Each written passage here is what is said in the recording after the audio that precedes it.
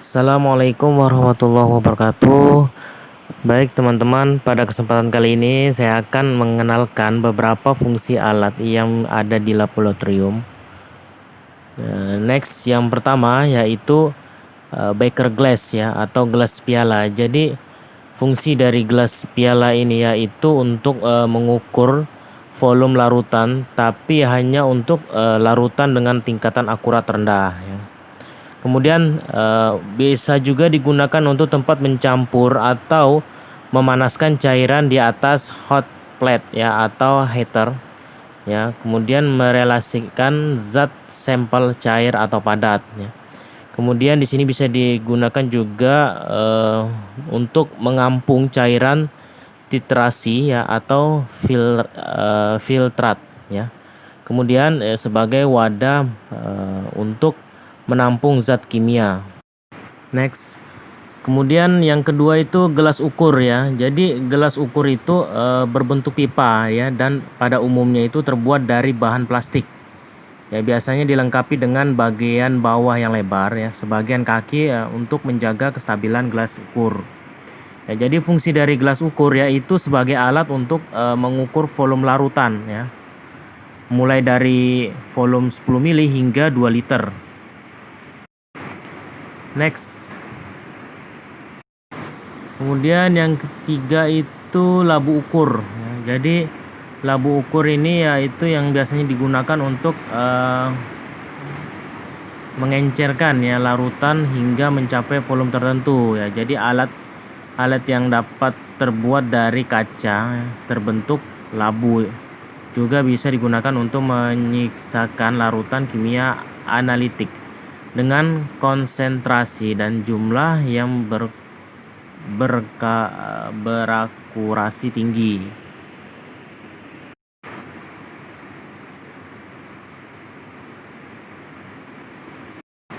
Jadi pada lehernya juga terdapat tanda batas ya, yang juga menunjukkan ukuran volume mulai dari 1 liter hingga 1 mili hingga 2 liter. Next.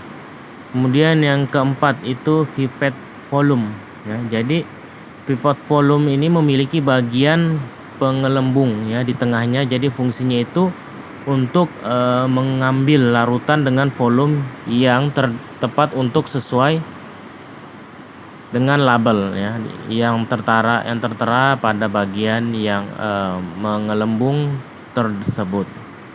Next. Kemudian pipet tetes. Jadi pipet tetes ini sesuai dengan namanya ya. Pipet yang satu ini mampu memindahkan cairan dalam jumlah yang sangat kecil, yaitu berupa tetesan. Jadi dikarenakan bentuk dari pipet ini yang berupa pipa kecil yang ditutup dengan karet di bagian atasnya. Jadi pipet ini biasanya digunakan untuk memindahkan volume cairan yang telah diukur. Kemudian alat ini juga terdiri dari beberapa jenis dengan bentuk, fungsi, dan tingkat ketelitian yang berbeda ya. Next. Kemudian barat ya. Jadi alat ini ya terbuat dari kaca dengan bentuk memanjang ya, di mana ujung atas terbuka dan ujung bawah meruncing ya, dan dilengkapi dengan keran pembuka dan penutup. Jadi dalam burat juga dilengkapi dengan skala yang teliti untuk mengukur volume air. Jadi fungsi buret ini untuk mengukur volume yang keluar dari alat gelas kimia. Yang satu ini buret juga dilengkapi dengan keran yang berfungsi untuk mengeluarkan atau menghentikan cairan keluar dari baret ya, dengan meneliti skala dan yang tertera pada baret yaitu dapat dilihat di beberapa volume yang dikeluarkan, biasanya digunakan untuk proses titrasi. Kemudian labu Erlenmeyer ya. Jadi alat ini berbentuk kerucut dengan leher silinder dan dasar yang latar ini diambil dari nama Emil Erlenmeyer ya, seorang kimiawan asal Jerman. Jadi fungsi labu dari Erlenmeyer ini yaitu untuk mencampur, mengukur dan menyimpan cairan, umumnya Erlenmeyer, terbuat dari kaca borosilikat ya, sehingga tahan ketika dipanaskan. Jadi ukuran labu Erlenmeyer ini bervariasi ya, dari mulai 50 hingga 500 mili. Next. Kemudian bola hisap ya. Jadi bola hisap ini biasa digunakan untuk membantu proses pengambilan cairan ya. Jadi alat ini terbuat dari karet yang disertakan dengan tanda dan menyedot cairan, atau suction ya, atau mengambil udara aspirate dan mengkosongkannya. Next. Kemudian yaitu cawan Petri ya. Jadi cawan Petri ini terbuat dari porselen ya, yang biasa digunakan untuk menguapkan larutan ya. Jadi alat ya, atau salah satu alat gelas laboratorium yang biasa yang digunakan lingkaran silindris. Jadi alat ini sering digunakan untuk mengembangkan mikroorganisme ya, atau sel. Jadi fungsi dari cawan Petri ini ya biasa untuk menumbuhkan sel dengan menyediakan ruang penyimpanan yang luas dan mencegahnya terkontaminasi dengan spesies lain. Next, kemudian kita memasuki yaitu alat instrumen.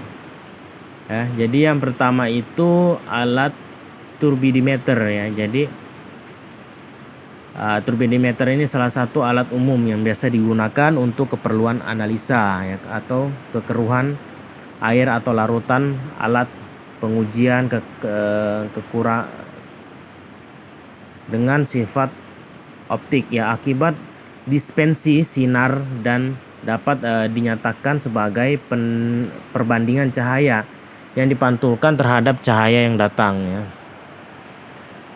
Kemudian cahaya yang dipantulkan oleh suatu suspensi padat ialah fungsi kontrasi ya. Jika kondisi-kondisi lainnya, kontans alat ini banyak ya digunakan dalam pengelolaan air besi ya, untuk memastikan bahwa air yang akan digunakan memiliki kualitas yang baik ya, dilihat dari tingkat kekeruhannya. Next, kemudian kita masuki alat yang kedua yaitu dumeter ya. Jadi dumeter ini merupakan alat yang biasa digunakan untuk mengukur kadar oksigen ya yang terlarut. Jadi di dalam air atau larutan, kualitas air yang bagus biasanya akan memiliki nilai dissolved oksigen ya yang tinggi. Jadi sebaliknya, air yang sudah tercemar atau kandungan oksigen terlarutnya akan rendah.